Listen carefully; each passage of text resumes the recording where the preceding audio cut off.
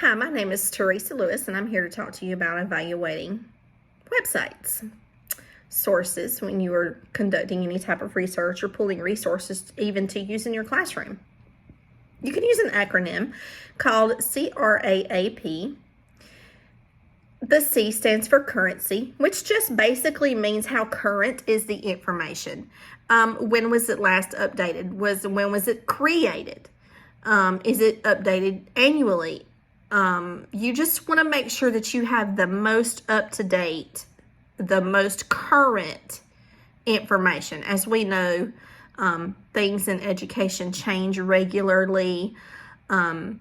Standards change, methods change, strategies change. You always want to make sure that you have the most up-to-date information. The R stands for relevance, which just basically means how relevant is this source to your topic. Does it cover what you need? Does it cover the topic that you are trying to cover? We all know that the same information can be found in multiple sources. So you may need to ask yourself, can I find the same information from a better source that maybe has more? The first A stands for authority. Authority is just who's governing this information, who's responsible for creating, updating, producing the content.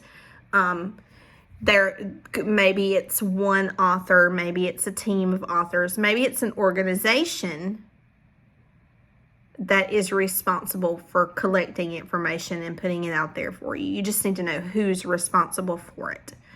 And what their credentials are, and why should you use this information from them? What credentials do they have? What makes them an expert on this topic? And that can help you go along with the next A. The next A stands for accuracy. Obviously, you want to make sure that your source is accurate, that the information that you're receiving is factual and true, and not based on opinion or someone's alternate agenda. Which brings me to the P, which stands for purpose. Purpose means, what are they trying to do here? With this information? Are they trying to sell a product? Are they trying to persuade you one way or the other, whether it be a political stance or persuading you to go along with some sort of new initiative? Like, what are they trying to get you to do? Maybe it's just that they're trying to teach factual information, which is what we want a lot of the time. We always want to make sure that we're not feeding into someone's opinion. We want fact-based, most of the time research-based information. I learned a lot throughout using this method for evaluating sources. And one surprising thing that I learned was that a lot of websites that I assumed would be great because of their ending, because it was a .org, which means organization, or maybe it was a .gov, which means it's a government website. I generally always assumed that those were excellent sources of information. That's not always the case. There are some organizations that are biased and are trying to sell you something or persuade you to think one way or another.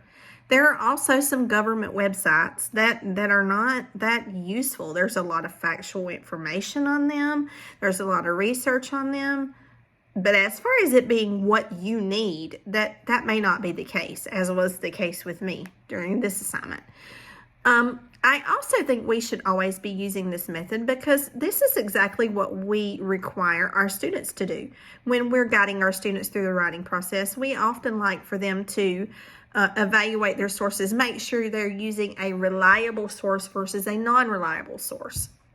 So we should be modeling that for them even when we're choosing resources to use in the classroom.